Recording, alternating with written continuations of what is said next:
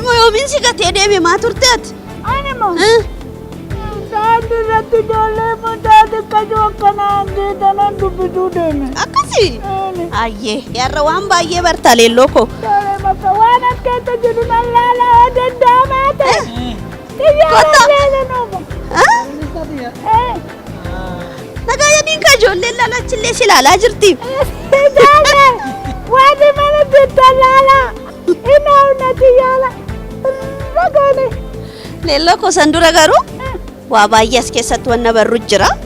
Amma Aviation University isa jedhamu keessa jirra mitiire. As keessatti ijoolleen maal baratu? Ijoollee gaafa jennu ijoollee xixiqqoo osoo hin taane eenyutu maal barata ka jedhus immoo booddee irratti ijoollee biraan ni geenya mitiire. Nullee daawwachuu dhufnemi.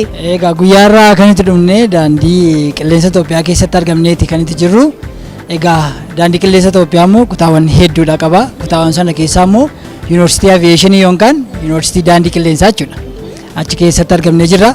Egaa as keessatti namoota hedduutu barata, eenyu akka baratu, eenyu akka jiru dhumarratti ijoolleetti agarsiisnani. Tole amma gaafa daawwannu daawwachiisaan ni jira. Maal akka daawwannus, eessa akka deemnus waa hunda waan ija kaameraatiin qabanne hunda isin biraan geenya. Egaa qophiin kun ka isin biraan geenyu qophii bara haaraati. Ijoollee moosoo nagaan gaafatin waan jiru hundaa dubbanne. Kanaaf ijoollee nagaa gaafachuun dirqamaa mitiire. Akkam jirtu ijoollee? Fayyaa keessanii ijoollee baga bacaqii gannaa baatanii booqaa birratti nagaaf gammachuun ceetan isiniin jenna. Egaa har'agaa waan asitti argine hunda isin biraan geenya. Maaltu jira? Walumaan ilaalla. Turtii gaarii.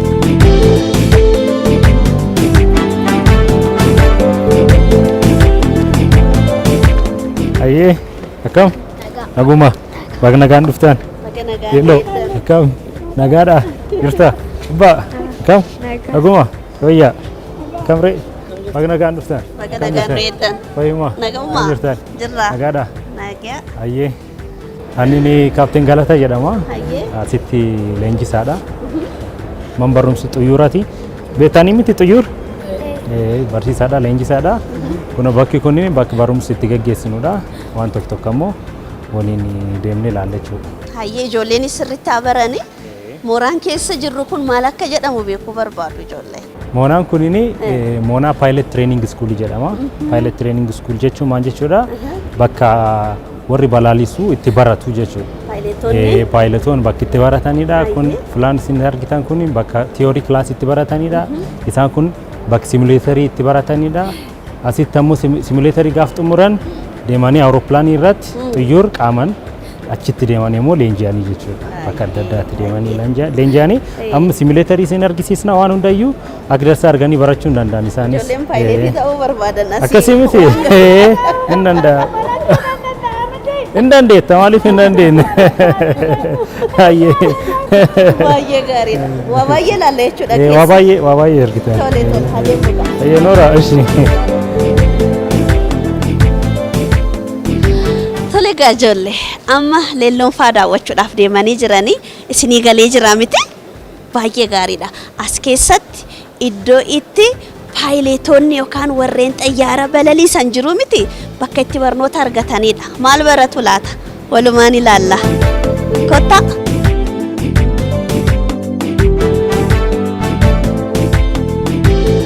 Egaa keessa seennee immoo maal leenji'u, maal ilaalu, maal nu daawwachiisu waa hunda isin biraan geenya. Qophichi qophii leellooti. Qophii leelloo keenya kan bara haaraatiin kan isin daawwachiisuuf deemna. Faana tura.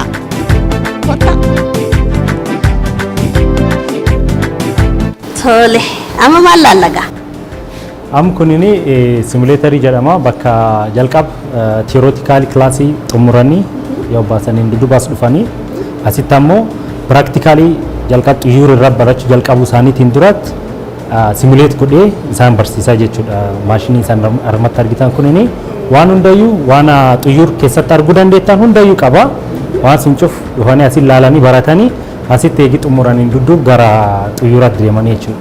Kanaafuu dabalataan ammoo asitti kaapteen suuraan jira. Dabalata waan jiru isinitti agarsiisuu danda'a. Seenaa. No dandeetti? Yaani guddaadha nu dandeenya. Egaa tole ijoollee bakki kun immoo daree keessatti waan isaan dareetti baratan san asitti immoo bakka itti gochaan baratanidha. Osoo gara xayyaaratti deemanii xayyaara balaliisuu hin barin dura waan xayyaara keessa jiru cufti as keessa ni jira. Asitti baranii xayyaara balaliisutti deemuun hun jedhe. Mee akkamitti baru wanni xayyaara keessa jiru maal inni ilaala? Maal ilaalla? Walumaan ilaalla. Kottaa.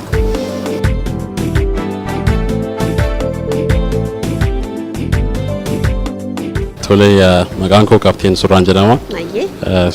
Daandii qilleensa Itoophiyaa keessatti Yuunivarsiitii Aviyeeshinii keessatti Flight Instructoridha. Ayyee. Waggaa lamaan kana asitti hojjechaa jira jechuudha.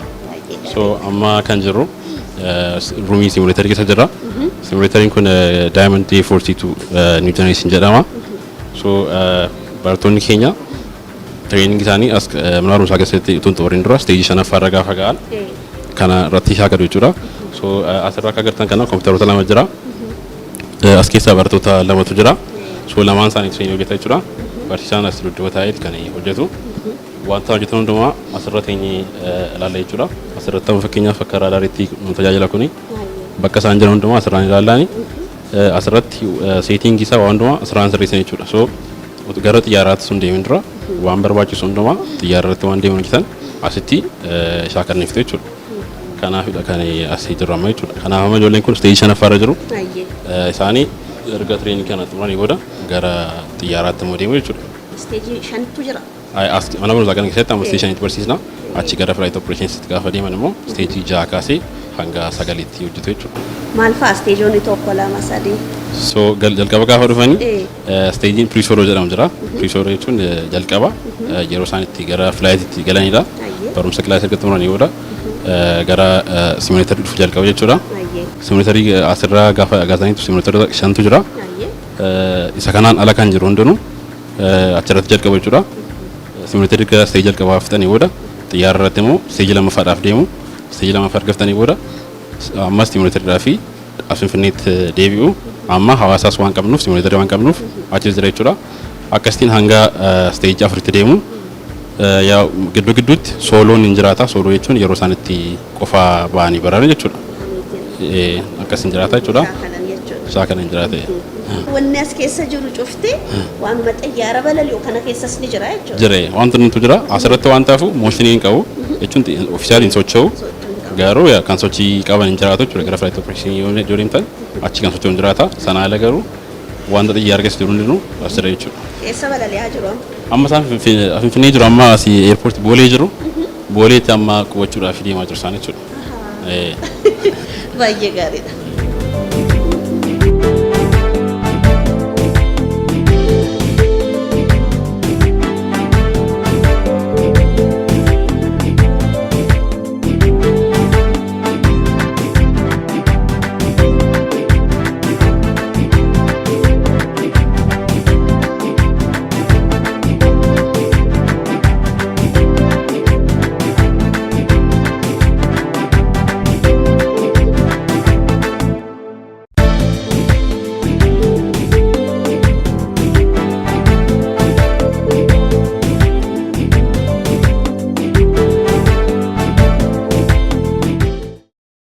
Amma beekutaa keessa jirru kun maal akka jedhamu ijoolleen baruu barbaadu naasumarraa kaan ga'a.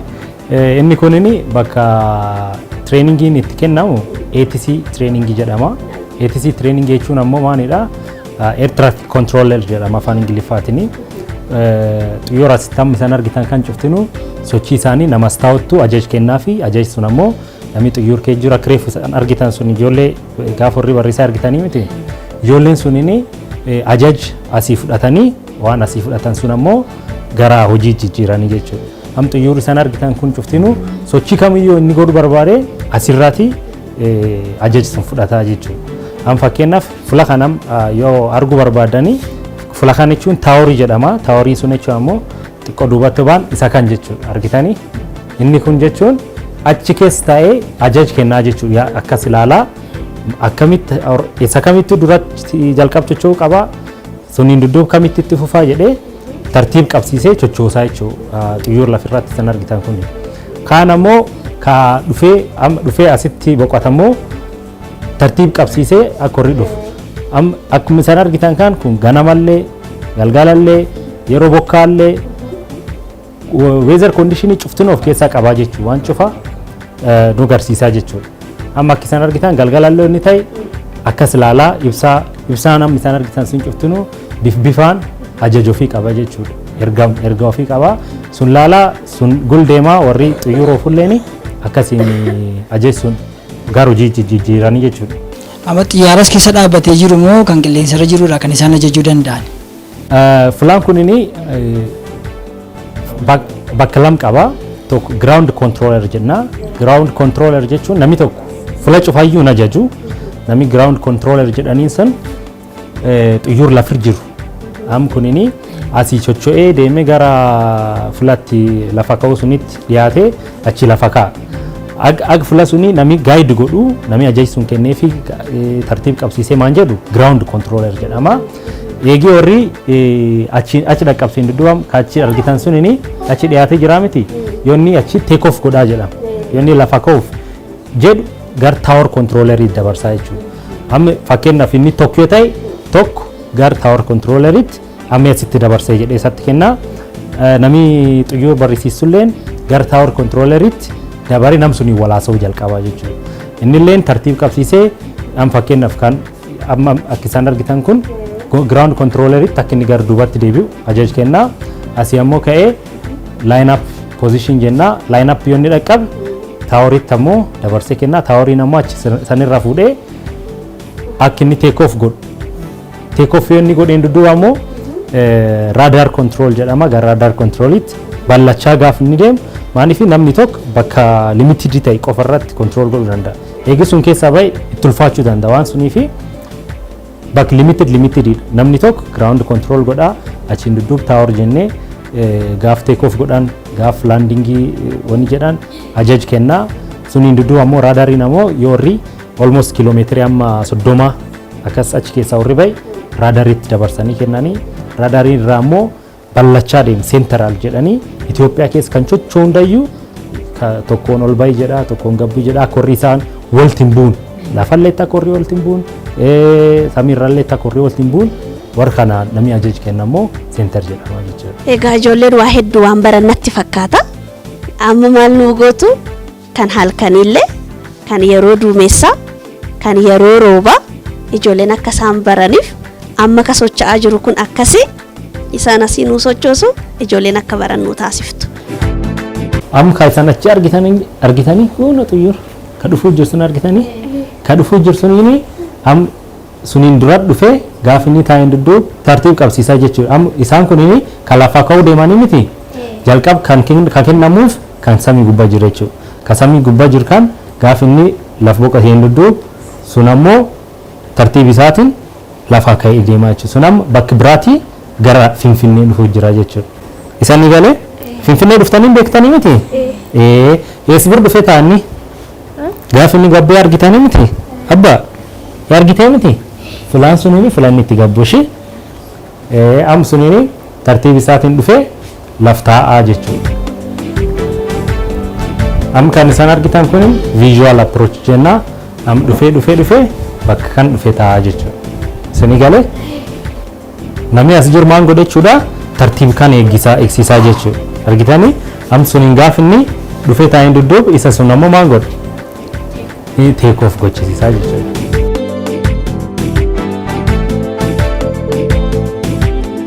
Argitanii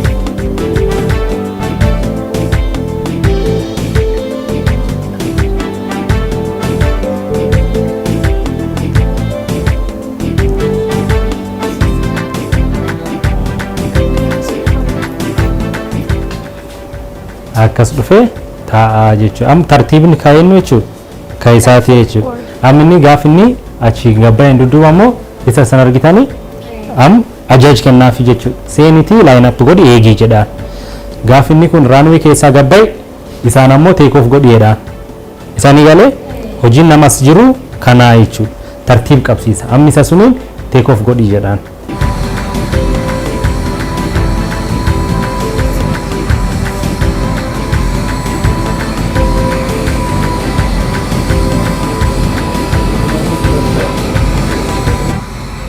maal ta'aa jira?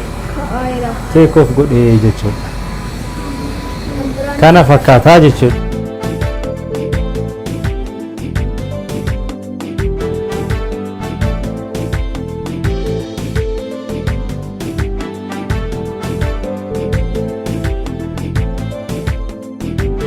Sila dattee kuni bal'aadha sila. Xiyyaarri walitti akka hin buunee fi daatti baay'eessisnaan hundeettan duraan. Dhugaa Daandii tokko qofaala deema. inni daandii tokko qofa irra hin deemu tokko hojjaan gargar baasanii kennanii fi tokko akka malee ol ka'ee deema tokko irraan akka hin gabbee deema. Lammaffaa immoo namni gara Naayiroobii deemuu fi fakkeenyaaf namni gara Maqdishoo deemu karaa tokko hin deemu. Namni karaa tokko deema immoo hojjaadhaan gargar baasanii akka warri walitti hin bu'uun godhanii jechuudha. Baay'eetu deema jechaadha biyyoota Baay'ee deema, baay'ee deema, baay'ee deema. Naagaleera tola sirriidhame. Danuu gaafattee leellan jettaa turtani kunu xiyyaaronni akka walitti hin buunee fi biyya garaa garaatti waan wal qaxxaamuranii immoo walitti bu'u jedhanii kanaaf isaan kun hin to'atu jechaadha. Baay'ee gaariidha. Sii galee miti? Naagale sirriidhaan. Tole ijoolleen mana jirtanis akka hubattan abdii qabna. Kutaa kanaaf hidhee jirra amma immoo eessa akka deemu isaanumarraa dhageenya. Amma kutaa itti aanutti deemnee MT yookaan bakka meenteenansiin ammoo itti hojjetamu deemnee ilaalla jechuudha. Ayaan dhugaa. Tole.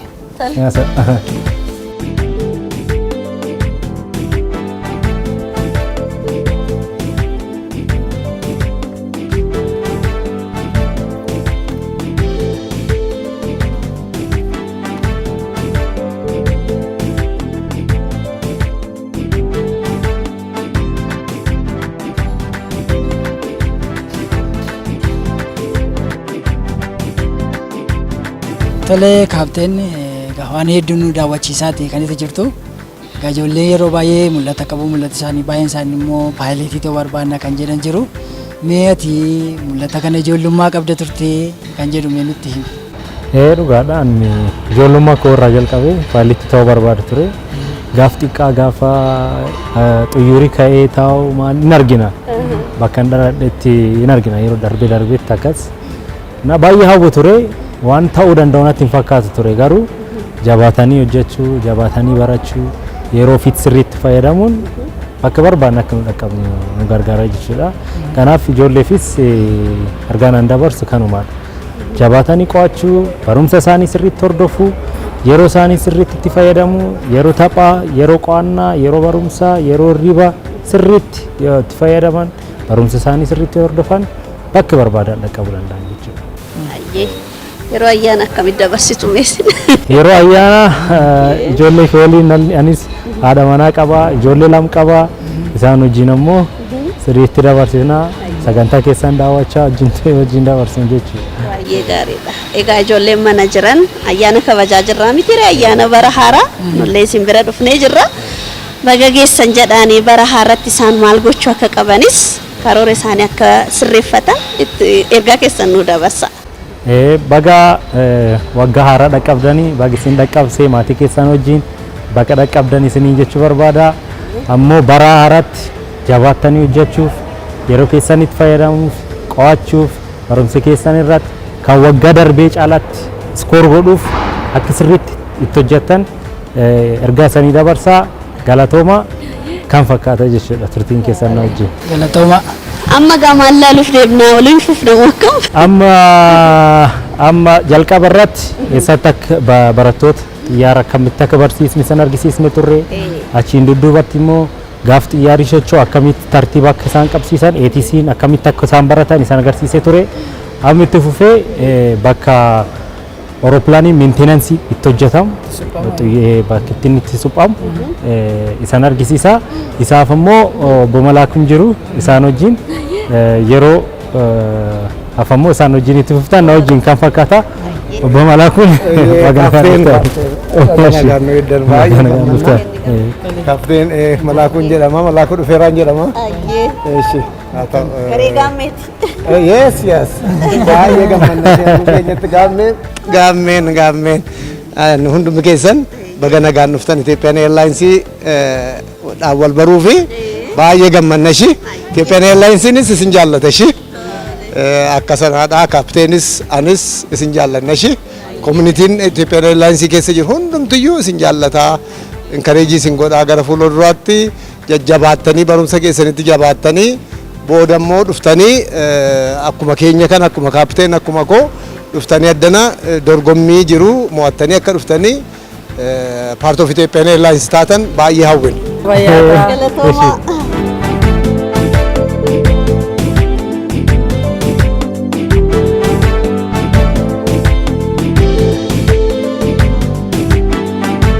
Guddaa galatoomaa isiniin jechaa mee ammoo kanatti fufnee maal daawwannaa maal daawwachuuf deemna?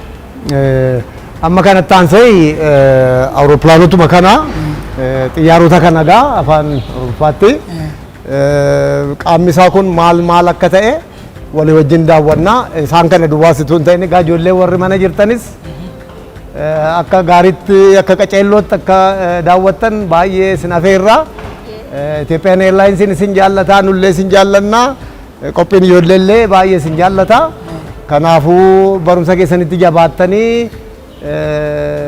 dhuftanii akkuma keenya kana asii dorgommii jiru mo'attanii dhuftanii akka galtan Ethiopian Airlines open chance kennee jira nama hundumaatiif jechuudha.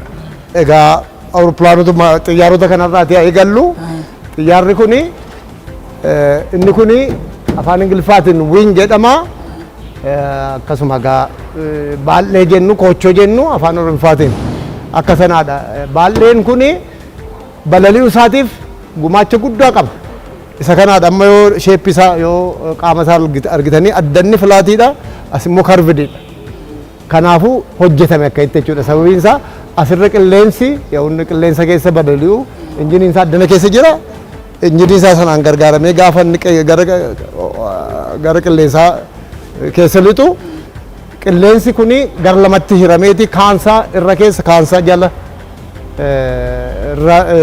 dhangala'aa jechuudha.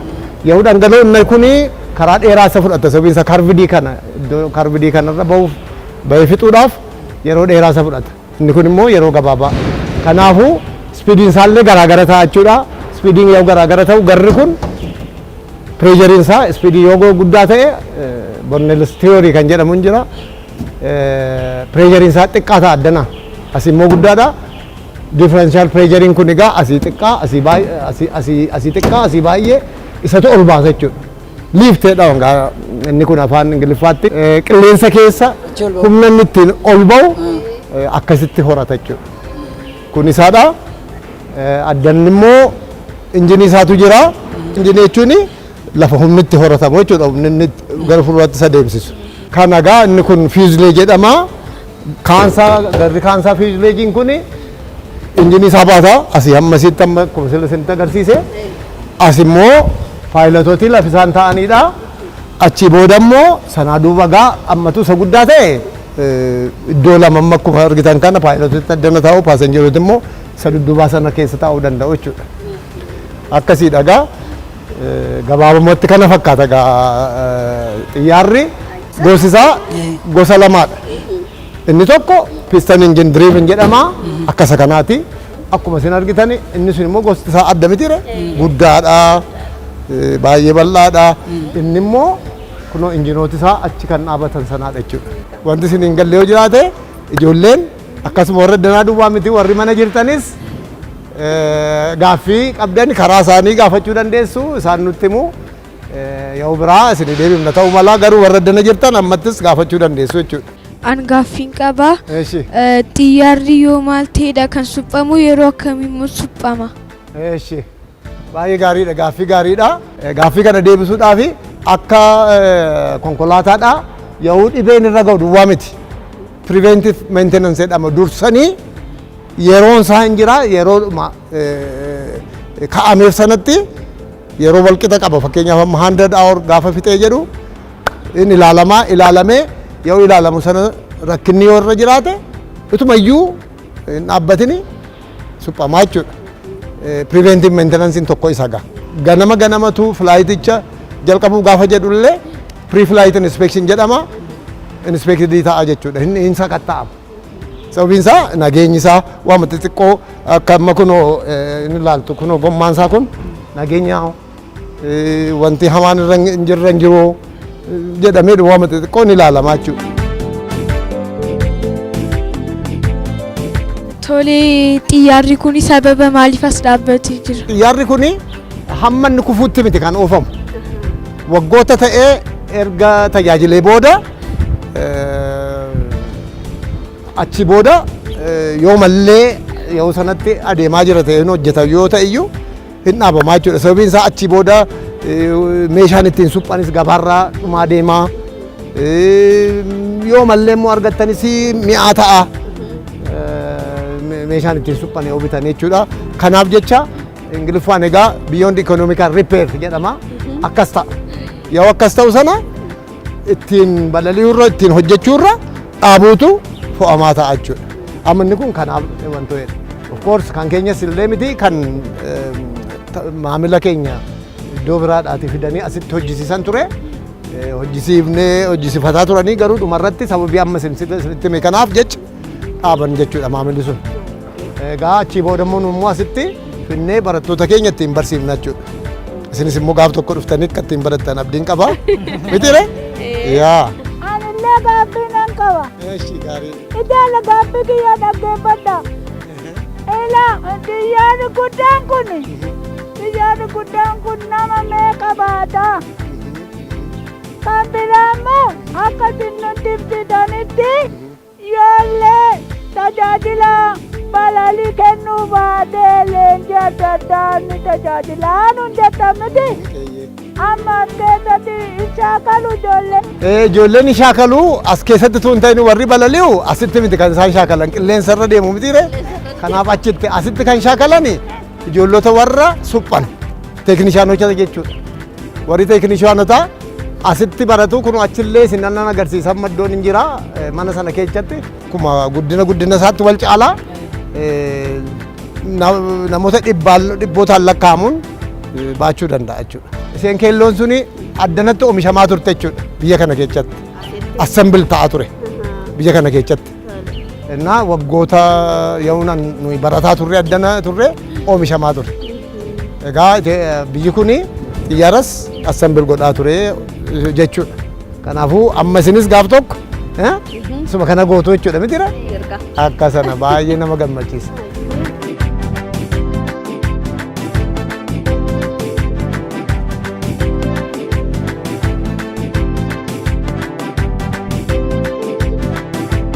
Isaan kun barattoota aviation teeknishaanota iddoon kun iddoo isaan itti shaakalan jechuudha. Tole galatoomichaa mee dursa walaa barru. Maqaan koo Solomoon Daawwitiin jedhama. Kan hojjetu asii kaabii meenteenaansii irratti. Baga geesse egaa. Ameen baga oolumaan keenya.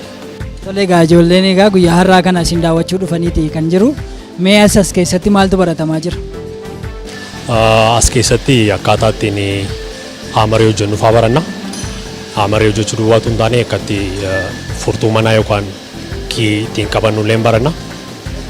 Workshooppiidha tiyoorii isaa kilaasitti kan fudhanne asitti immoo hojiidhaan shaakallaa jechuudha.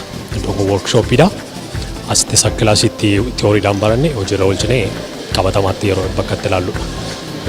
Kanaaf gara fuulduraa gaafa barattanii fixan xiyyaarota suphuutu jechuudha. Xiyyaarota suphina. Asitti almost akkuma harka hiikkachuuti. Achitti garuu wantoota meenteenaansii keessaa pileenii wajjin wal qabatudha. Hankaabii meenteenaansii waan hin ta'eef meebii tarii siisteemarraa waan hojjetu IF yookaan inter flight entertainment waan jedhamu waan ilaallata. Wantoota pileenii keessa jira entertainment isaatii wajjin wal qabatan viidiyoota aploodii ta'an wantoota akkasii iddootti meenteen gochaa hojii hojjennudha. Carraa kana mee namoota bagattiin singeen jettu yoo qabaatte jechuu ni dandeessa. Carraa kana argachuu kootti guddaan gammada. Waggaa haaraa kanaan immoo warra hordoftoota hundumaa TV kana hordofaniin bagattiin singee jechuun barbaada. Isininis baga waaqayyootiin singee ayyaana gaarii ayyaana kan nagaa isiniif godhu. Tolee galatamu. Amiin. Thank you. Galatama. Tole egaa ijoollee qophiin isin biraan ga'aatiin jirru akkami isinitti tole baay'ee gaariidha. Egaa akkuma reef isinii ibsine bakki amma itti argamnu Aviation University Itoophiyaa keessatti argamna. As keessatti maaltu jira ka jedhu reef irraa bakka itti haala qilleensaatti to'atan yeroo xiyyaarri ka'u yeroo xiyyaarri bu'u akkaataa itti to'atan hunda isinitti agarsiifnee jirra. Alatti immoo maal argine akkaataa itti xiyyaarri itti suphamu ilaallee jirra. Keessatti immoo amma barattoonni yookaan immoo leenjifamtoonni haaluma amma argitan kanatti xiyyaara haalatti suphan shaakalaa jiru jechuudha. Kan isin biraan gahaa jirra qophichi qophii addaa kabaja ayyaana bara haaraa sababeeffachuudhaan isin biraan gahaa jirrudha. Irra deebi'uudhaan ayyaanicha ayyaana gaarii isiniif haa ta'u isinillee nu faana tura waan jiru hundaa laallee isinitti agarsiifna. Kottaa.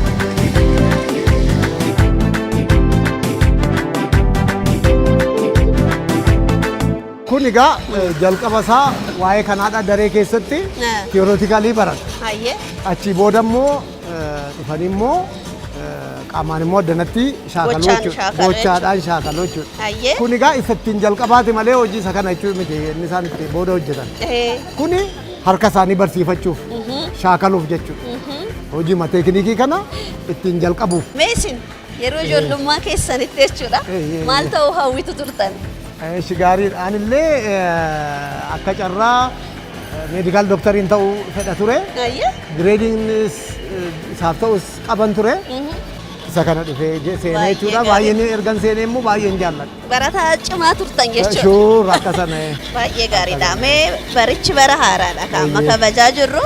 Bara haaratti immoo ijoolleen karoora haaraa baafatanii akka isaan waan isaan jaalatan arganiif bakka kana finnee daawwachiisaa jirra. Ijoolleen barnootatti akka isaan cimaniif ergaa dabarsame. Isa kanaadha nuyi dubbachuu barbaannu. Yeroo baay'ee anas ta'uu kaappeenis sila isinitti meera ta'uu mala cimanii hojjetaniinnaan barumsa isaanii as galuun nama hundumaadhaaf banaadha jechuudha. Galatooma. Carraa gaariidhaaf jechuudha. Galatooma.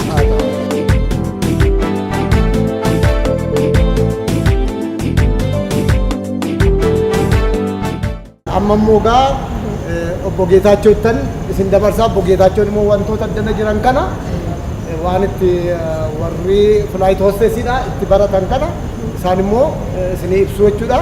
Baay'ee fayyaa ta'a galatooma. Galatooma isinillee.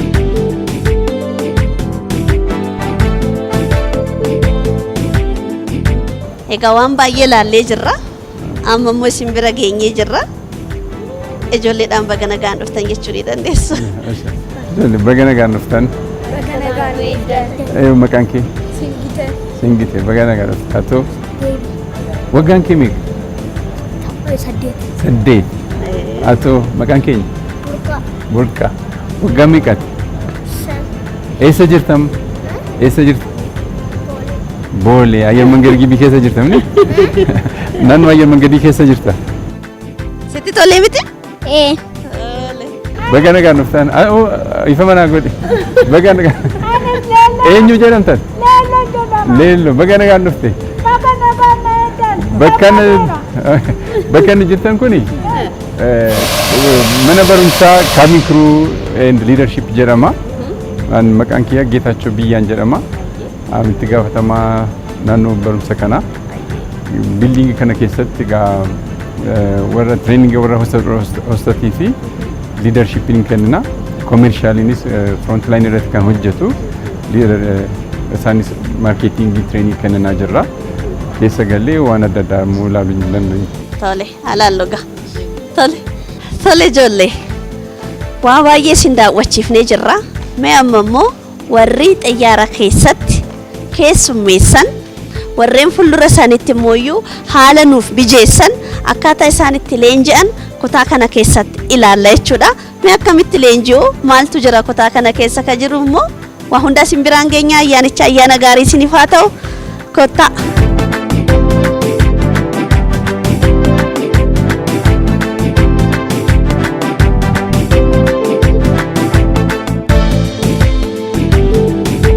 Egaa asirratti bishaan daakaa warra hostesoodhaaf bishaan daakaa barsiifna. Maaliif barsiifna? Airplanein hundumtuu yoo mekaanikaalii probleemii argate bishaan irrattis bu'uu ni danda'a. Yoo bishaan irratti bu'ee paasenjeriin hundumtuu bishaan daakaa hin beekani. Kanaaf warra bishaan daakaa sana warra hin beekne warri hostesoonni keenya isaan gargaaru. Kanaaf leenjii asitti kennan jechuudha. Kanaaf moodeelii aircraft kan asirra bifinneerra utuu balbala sana bannu wanta akkasiin kana hin baa meeshaan akkasii kana keessaa baa paasenjeriin utaalanii bishaan keessatti galu erga bishaan keessatti galanii booddee warri hosteesonni keenya namoota achi buutanii raaftii kan jedhamu jira akka jalbaa kan fakkaatu isarratti baasu achitti yoo deemnu achitti sin agarsiisa garuu utuu leenji isaanii fixuudhaaf meetirii 100 nan stooppii cross gochuun isaanii irra jira asitti baratu jechuudha amma bishaan keessa hin jiru riziinsa qulqulleessuudhaaf kan kiliinii gochuudhaaf kanaaf achi keessaa baasan jechuudha. Isheen kun immoo kan akka sila na gaafatee jiramni kan domestic ittiin deemnu jechuudha. K400 jedhamti aircraft modeeliin K400 jedhamti yoo emergency happen ta'u or mechanical problem hin dhufe warri hostessonni keenya passenger keenya hin gargaaru jechuudha. Isheen kunis bishaan kufuus hin dandeessi yoo mekaanikaalii ta'e malee mekaanikaalii hin ta'u taanaan faayiriin argamuu hin danda'a akka faayirii sana dhaamsu ijoollee keenya barsiisu jechuudha. Leenjii adda addaa fudhatu jechuudha. Hundumtu amma fakkeenyaaf aircraft modeelii 5 qabna otoo achitti naannofnu isinitti agarsiifna 5 saniyyuu hostessonni keenya asii baratanii bahu. Barumsa kan kenninu Itoophiyaa duwwaadhaaf miti warra Afrikaa adda addaa sasila argitanii isaanis hin kennina amma kan biyya 11tti dhufanii asitti barumsa fudhatu. Fakkeenyaaf eessarraa dhufume? Kongoon jira, Naayijeeriyaan jira, Equatorial Guinea jira. Amma sila argitanii Equatorial Guinea warri dhufaniitu. Gaaboon jira, kan Keeniyaa keessas kan dhufanii baratu jira. Warri biyya adda addaa walumaa galatti from biyya 11 dhufanii asitti baratu. Leenjii asitti fudhatu jechuudha. Baay'ee gaariidha. Kanaaf leenjii isaan fudhatan keessaa tokko kan bishaan daakkiidha ilaallee jirra. Achumarran immoo yoo balaan tasaa akka ibiddaa ka'e haala kamiin imaltoota immoo baraaruu akka dandeenyus isas ni baratu jechuudha. Kabirama? Tunis hin baratu. Tole maal ilaalla? Inni immoo kan keessa gallee isin agarsiifna. Tole.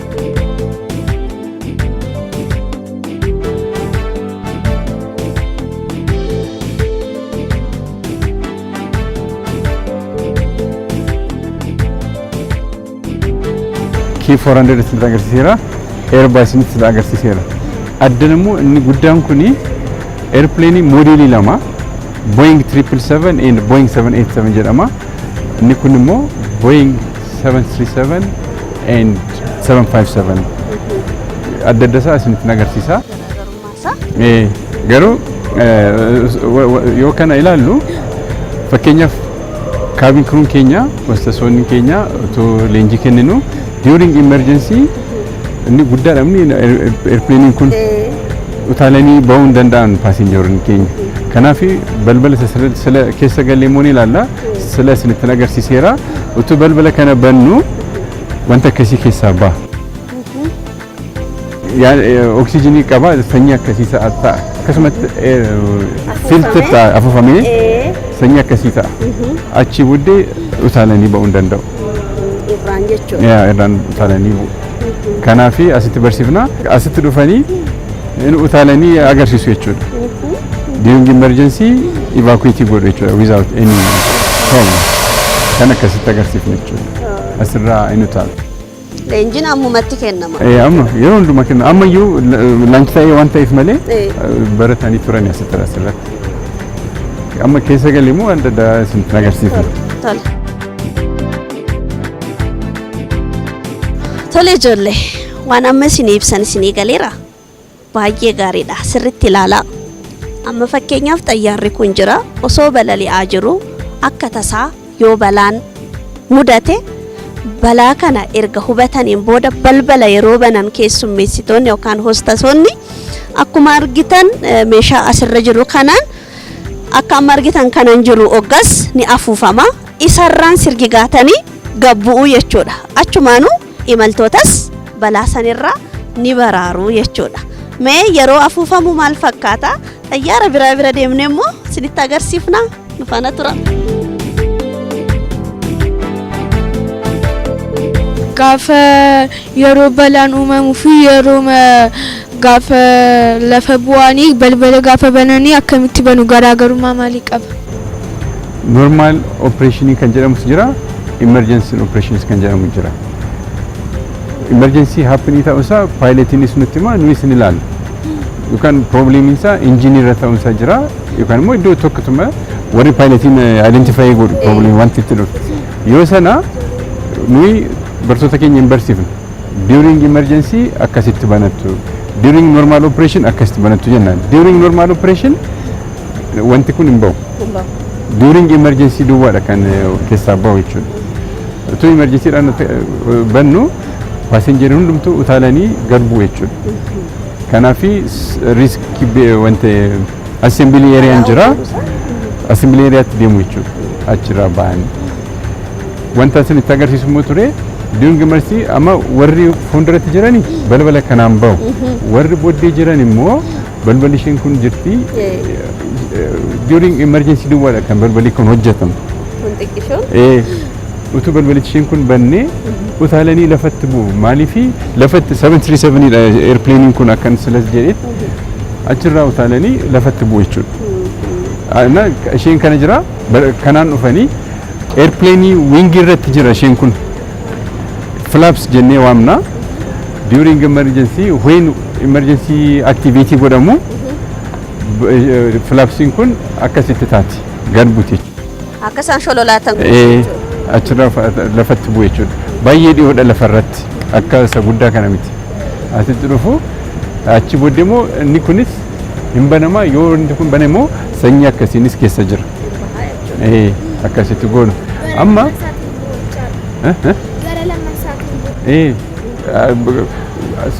manni nature of emergency tu karaa balballi inni hojjetamu isatu murteessa. Maaliifi utuu faayirin ta'ee faayirichi sun faayirin ibidda jechuudha. Ibidda jechuun naannoo kanaan gara booddeetti yoo ta'e balballi kun ittiin fayyadamnu jechuudha. Maaliifi rakkoo qaba jechuudha. Bakka itti balaan uumameetu murteessa. Isatu murteessa. Yoo naannoo kanaan ta'e achiin baana. Yoo naannoo fuulduratti ta'e immoo gara kanaan baana jechuudha. Yoo gidduu immoo gara lammeessaa. Gara lammeessaa bakka sirriidha. Akkasumatti goona jechuudha. Yaa. Keessa seennee ilaaluu dandeenya? Inni hin keenya hin seenne. Wanni kuni turbulensii beektu? During turbulensii yoo turbulensiin dhufu airplane kanarratti waa'ee turbulensii sana bartoota keenya hin barsiifnu. Maaliifi paanikii akka hin taane turbulensiin severenis jira moderatenis jira. Yoo severe ta'ee achirratti dhaabbachuu hin danda'an. Kanaafi akka ittiin baru experience akka godhanii real turbulensii asirratti barsiifnu jechuudha. Ishee kanatu jira. Keessa gallee ilaala. Tole ijoollee keessa immoo seenne waan jiru hundaa walumaan ilaalla. Waan alatti ilaallee jirra. Kan keessaa immoo maal fakkaata ka jedhu walumaan ilaalla. Kottaame.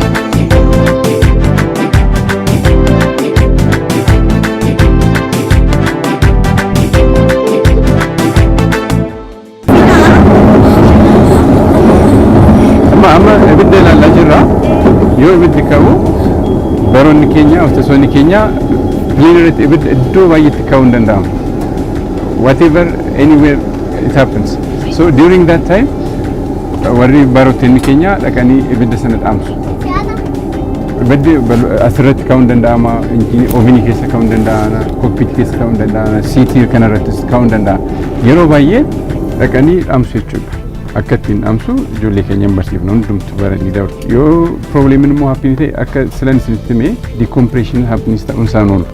Yoo decompression happen ta'e when deemaa jirru oksijiniin hin dhabama ta'a. Oksijiniin yoo dhabame immoo paayilotichi batanii tokko jira keessaa utuu namni oksijinii barbaachise wanta akkasii kana keessaa ba'a jechuudha. Kanaafi wanta akkasii qabannee hin barsiifna utuu eenyu kan experience qaba kanaan jedheen beektamne. Kanaaf oksijinii yoo dhabame gubbaarratti oksijina fudhanii asii kanaan fudhan jechuudha.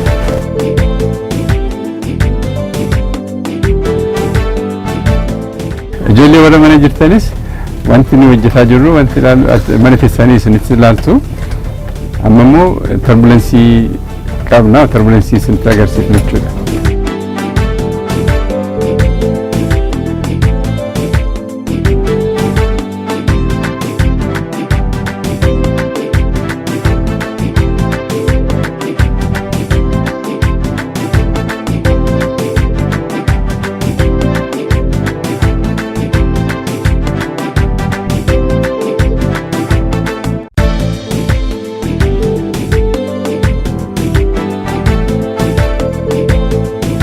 Inni kun Boeing 777 jedhama.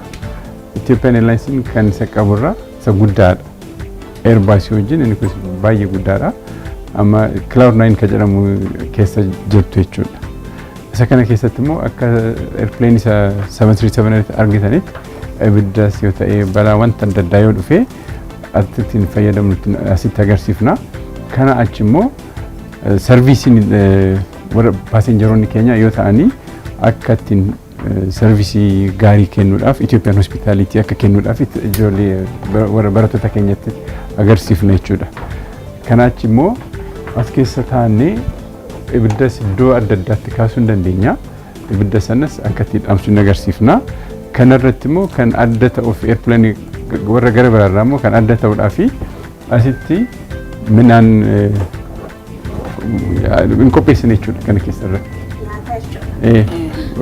Gaaliidha midhaan asitti qophaa'ee dhufa garuu erga dhufee booddee as keessa immoo kophaatti qopheessinee paasenjerii bira dabarsine jechuudha. Bunas kana keessa dabarsinee paasenjeroonni keenya keessa hundumtuu ittiin kennan jechuudha. Paasenjerii hundumtuu wanta akkasii argatanii Ethiopian Hospitality argatanii baay'ee jechuudha. Kana achi immoo akka silatti isinitti himee yoo kiraashii ta'e airplanein kuni paasenjeroonni evakueetii kana balbala kana irratti achitti deemnee isinitti agarsiisuu dandeenya. Balbala kana irratti agarsiifna jechuudha. Kana achi booddee wanti adda ta'u kan airplane gara biraarraa hundumtuu tokkichuma isa real airplane wajjin wanti kana keessa jiru hundumtuu tokkichuma isa ijoolleetti agarsiifna. Baroonni keenya hundumtuu baratanii yoo gaaffii qabanii wantuma adda addaa emergency differentii asitti kaafnee ibiddas jira turbulensiinis akka silasiinitti himee turbulensiinis jira crash landing jira bishaan keessa kufuusuu hin dandeenya bakka hundumtuu according to the type of emergency handle goona jechuudha. Manaan asitti qopheessine jechuudha. Mana yoo dhufu kana nyaanni asitti qopheessinee paasenjerii keenyatti ergina jechuudha. Wanta akkasii qabna oofni adda addaa qabna inni kunis jira. Inni kun immoo buna ittiin qopheessine jechuudha. Maakiyaatuu fa'aa wanta akkasii asitti qopheessinee paasenjeriitti kennina jechuudha. Wanni akkasii tajaajilamaa deemu jechuudha. Aduma xiyyaati deemu as keessatti hojjettu. Asumatti hojjenna. Aduma balaa deemu. Namatti tola. Inni kun immoo akka sila isinitti agarsiise xinnaatee kana keessa taa'ee jechuudha. During emergency yoo balballi kan banamu inni kun isa lafa irratti ilaaltanii tumti oksijiinii infleetii ta'ee afuufamee bakka achumatti waan guddaa sana ga'a jechuudha. Wanni guddaan sun as keessa jira jechuudha. Kana keessa jira jechuudha. Amma eerii qabu kana difleetii ta'ee kana keessa jira. During emergency garuu utuu balballi sana bannu hin guddata jechuudha. Ayyaritti guutee Qilleensitti guutee afuufamee yeroo balaan jiru. Balaan jiru. Wanta akkasii goona jechuudha.